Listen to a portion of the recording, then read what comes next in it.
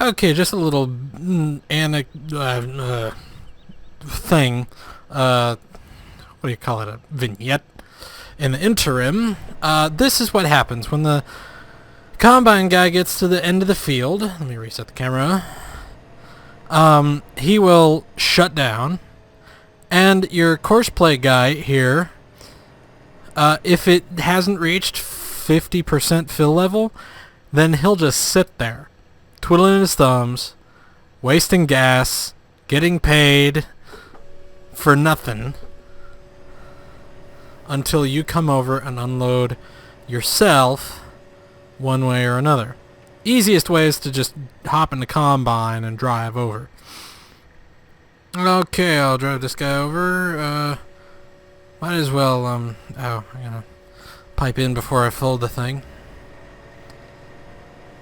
So that wasn't quite enough to put the unload tractor up to the offload threshold, but whatever. So let's drive this guy over and just park him right here in the shade so it don't get too hot in the cab. I like parking in the shade. Okay, let's shut down the engine, park and brake and stuff, and let's go over to this guy.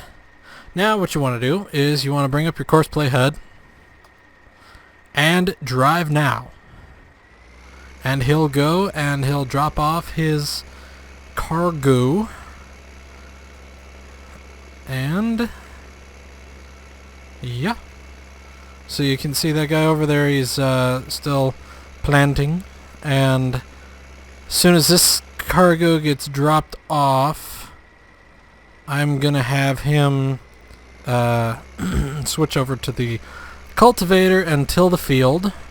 The sower that we have, let me look just to confirm it, but the sower that we have does not do direct seeding. That is correct. So direct seeding is available on the larger sowers, starting with this one, the Vetterstad Rapid A, and this one actually does not do direct seeding. None of the corn planters do. But this one also has direct seeding, which means that you don't have to run a cultivator over the thing. So, that's handy. But that's in the future because I have only $10,000. And that's like nothing. So, I wonder. So the Star Multi... Oh, the New Holland. Crap. So I don't currently have a tractor that can do a front loader, or at least one of the vanilla front loaders. Which it's kinda stupid, but yeah. Front loader's not, I don't really need one right now, so what's the use? But anyway. I'll let this guy finish, and I will get back to you when I have a tractor free to go driving around, maybe. Alright, see you later. Alrighty, I am back. I've got a tractor that has finished its work, and I'm going to drive this back to the thingy. You can probably see off in the distance the other tractor is working on cultivating. When I first hooked up the cultivator, I was like, wait a minute, I need a front weight on this thing. Where's my daggum weight? But it can't, because it is an older tractor, I would think, that doesn't have a front attacher.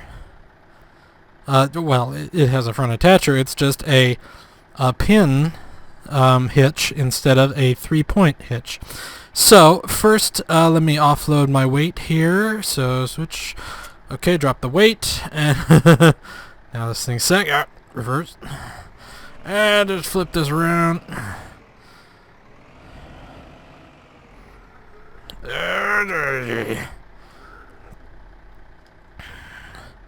Drop that off. Okay, so you see right here, this doohickey at the bottom of the screen is a 3-point hitch. There are 3 attachment points, one at the top, 2 at the bottom, and this particular tractor has one on the back and one on the front, in addition to a pin attacher. So you can put like a front mower and a back mower on this thing. So let's leave this one running, and let's go over to the other tractor for a moment. Now, if you look, it's got a 3-point hitch on the back, just like normal, but on the front, it just has a pin hitch. So you can, like, tow a trailer backwards. Why you would do this, I have no idea. But the weight of the engine and the weight of the wheels and the wheelbase and all that stuff is enough to, I guess, counterbalance the weight of the cultivator. And still retain a little bit of maneuverability, at least. So, yeah. I actually like the looks of this one. It's, looks like an 80s style. I don't know. Like I said, the only tractors I have experience driving are a couple of geriatric Fords. 8N and a 9N. The 8N's actually a 1940s tractor. It's in decent condition. Tires need replacing, and the 3-point hitch doesn't have downforce, but it's okay. Anyway, let's go get this one, and let's just drive around. Okay, let's pull up the map here. You can see the flashing little arrow thingamajig with the steering wheel. The steering wheel is the worker that I hired to cultivate, and the flashing arrow thingy is me. So, in this area we have normal farm operations. We have our cows, which in Westbridge Hills are all the way at the south of the map, and the farm is in the center. So here we have our cows, our gas tank, or our gas pump, and our storage silo, and a mission board, and a phone. So let's go check out the things in the area. Ring, ring. Okay. So, here we are at the cows. Park and brake.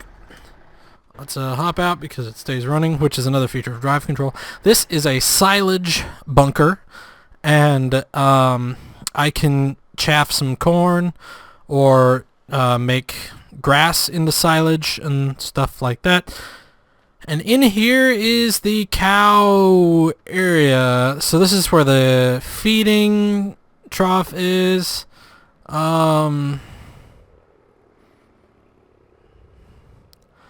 question is, how do I get straw in here?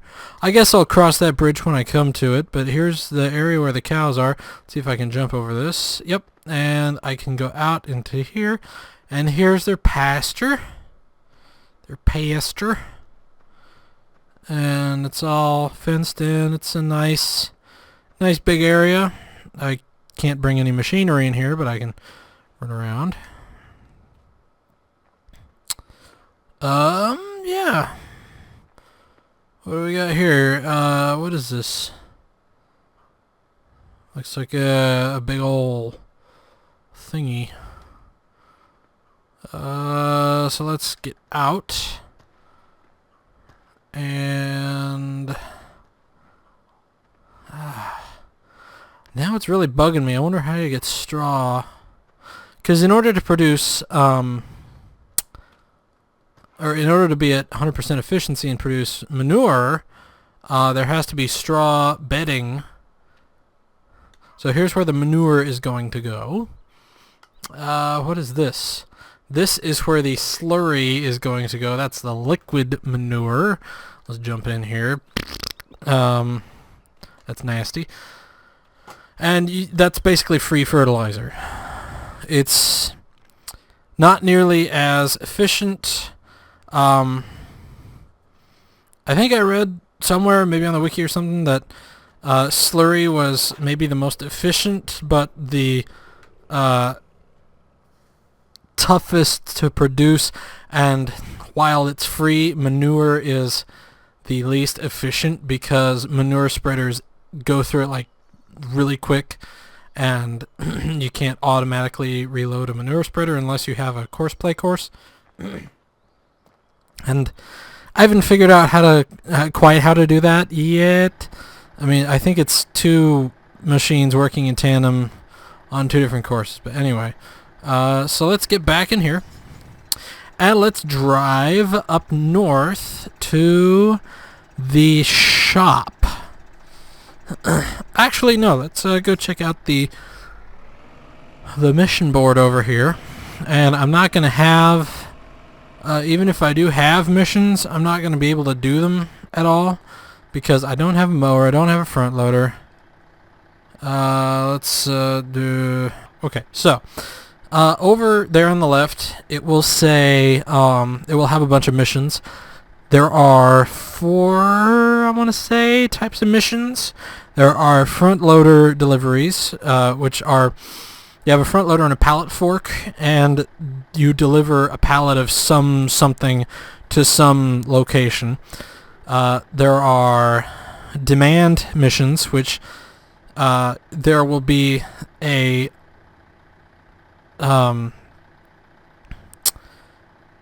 demand for some sort of crop, or a demand for some sort of crop at one of the selling points, and you take that prescribed amount to that selling point and you get bonus cash.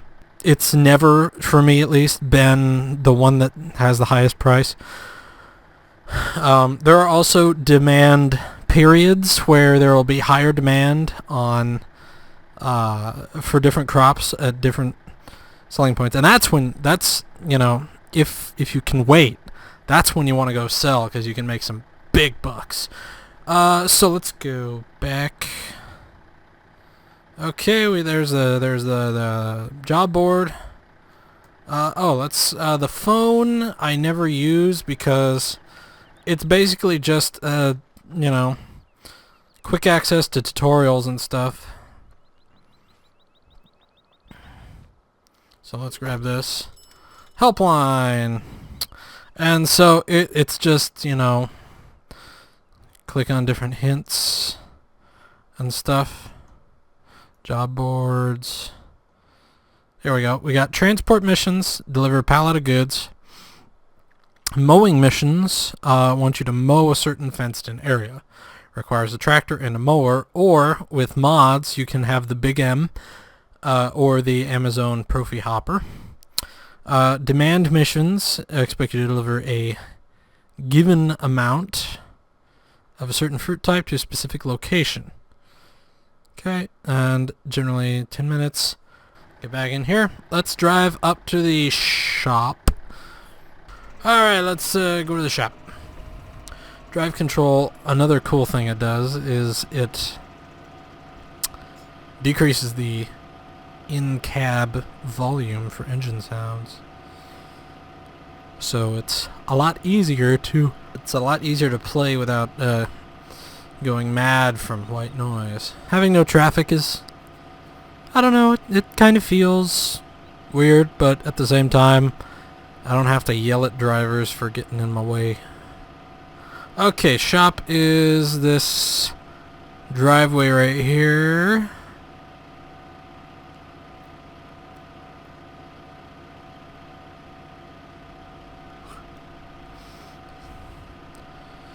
Ring. Ah, yes. Hey, and there's parking all over the place. Let me just park this thing in here. Right about park that, turn off the engine, and go. Okay, so here's the help icon for the shop. Blah, blah, blah, blah. One-stop shop for acquiring new vehicles, tools, stuff. Newly bought equipment always appears in the space next to the building, except for animals and placeables. It forgot to say placeables. Placeables are, let's open this. So placeables are this kind of stuff, like a pressure washer. When you buy it, and I'm not going to actually buy it, but what you would do is you would go over to your farm, so let's say right here, and you would click in here, like right here for instance, and basically what would happen is it would charge you and it would place the pressure washer right there. Now you can't move it unless you sell it, and you'll lose money if you sell it. You've got your bee house, which is maintenance free, which is cool, and it gives you $60 an hour of income, but it costs $20,000. Greenhouses I've never invested in because they do have maintenance. You have to have manure and water in order to make them work. So by the time you get cows, honestly, you're already going to have a pretty good operation, and so these, unless you're a completionist, are going to be kind of useless. You got your solar collector. This is a really good way to earn income early on in the game. $380 an hour. You get 5 of these. You get $1,500 an hour of income. And that's every hour. So it helps offset some of the overhead of running the farm. This is the Big Daddy. This will get you $4,000 an hour. It costs $1 million too, but once you get some silage going, you can put up a couple of these pretty quick and just start raking in the cash. Then you got trees, and these are basically just to customize. Now this fir tree I think is a little bit taller than the maximum growth of a sapling planted fir tree like you would use for forestry. I don't know, maybe. Chainsaw, I won't need one of those until I start doing forestry stuff because I would need a front loader, a log fork, and so on and so forth. Now it is, I think, a little bit more cost effective to get a skid steer for your first front loader if you have the JCB pack. If you don't, then you have to settle for a front loader and a tractor, because if you get the cheapest solution for getting a front loader is this really dinky New Holland Power Star. It is so dinky that you have to put a weight on the back if you're using your front loader, because a pallet of anything will tip it forward when you lift up the forks. And so that's, what, 69,000 or 64,000, and then your front loader is going to put it at 70,000, and then you have to get your stuff on the front, and it winds up being cheaper just to go with the skid steer at first. Telehandler is a really good one to use. Oh, and the JCB pack also includes a compact telescoping wheel loader. But anyway, a telehandler is a good way to go for delivery missions, because this plus the pallet fork, you go 25 miles an hour. You're not going to have the weight problems on the back of the dinky little Power Star tractor, so on. So, I don't know. We'll, again, cross that bridge when we come to it. Get up the stairs. Just explore the map a little bit. I haven't found any gold coins yet, which kind of leads me to believe that there aren't any in this map. Which is kind of maddening. Oh, I can read this. Sielhajtechnika. Sielhajtechnika. Yeah. No. That's not a j, it's a z. Sielhajtechnika. Sielhajtechnika. Technika. So this area right here if you want to sell something, you can have two options. You can go here to the garage if you're from America, and you can click on your thingamadoodler and sell directly, or you can sell it here, and that's gonna get you. Let's just click on this one because it's a crappy tractor anyway, and we'll say sell. I'm not gonna actually sell it. Do you want to sell this for $29,000? Oh, and it gives you the selling price right there. Cool. So I get $29,000 if I sell this tractor from the menu. Now let's drive it over, and let's park it on that spot. I'm not going to sell it because I really need more than two machines at the very beginning, or more than two tractors. I've got 3 machines counting the combine, but that's not a very multi-purpose vehicle. So you drive this over here and you park it in the rectangle here, and then, as you can see, it's in the rectangle. Then you come over here and you sell directly. Look at that, more money. So it gets you a 25, I believe it is, percent increase driving it to the shop and parking it there over going into the menu. So if I go to the garage menu right here, oh, where's my mouse? So if I go into the garage, see, I only get $29,000 versus $34,800.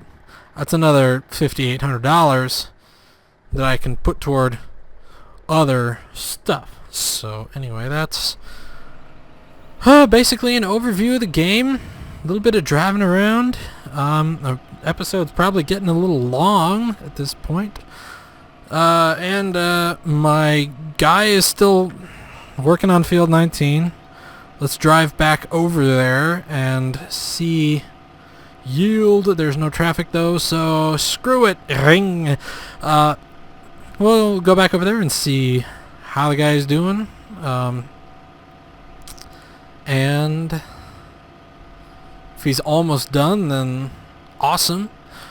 I should get to planting on Field 19. Oh, and the numbers are the field numbers. The ones in white are ones that I do not own, and the ones in green are the ones that I do. So I own 2 fields at the very beginning. In Westridge Hills, you only own 1, and in Bjornholm, you own 3 at the very beginning. So, oh, there was a Russian thingy. I could have read it.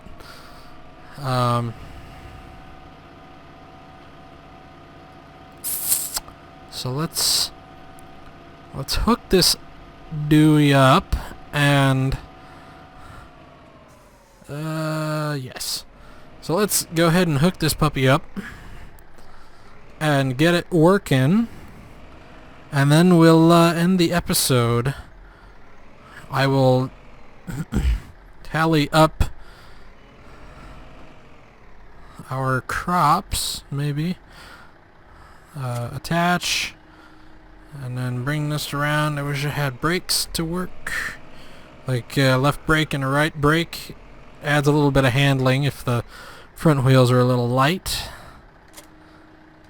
Our 8N and 9N, neither one has wheel weights, except the 9N has a big old front loader on it, so that acts as a wheel weight.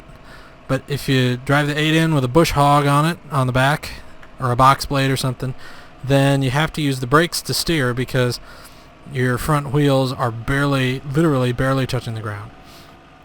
Okay, what do we got here? Oh, look at that. Look at that is appalling. He missed a spot.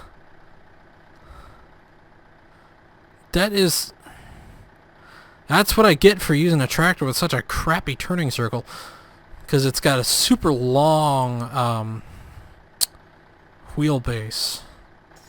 Oh well, it's not gonna be too much of a hit in productivity. So at the beginning of the game, squeezing every drop out of it helps, but I'm sick of plowing headland and stuff. So I'm going to set this dude to planning.